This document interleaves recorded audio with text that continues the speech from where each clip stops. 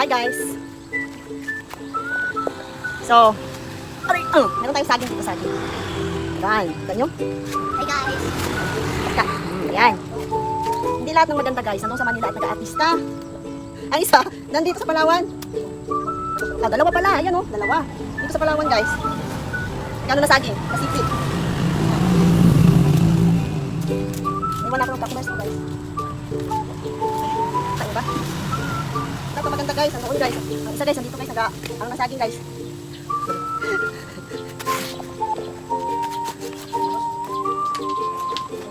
Kasi hindi pa ito galing.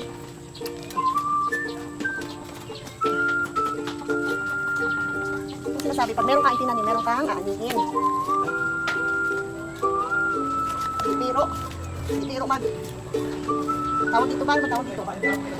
Ah!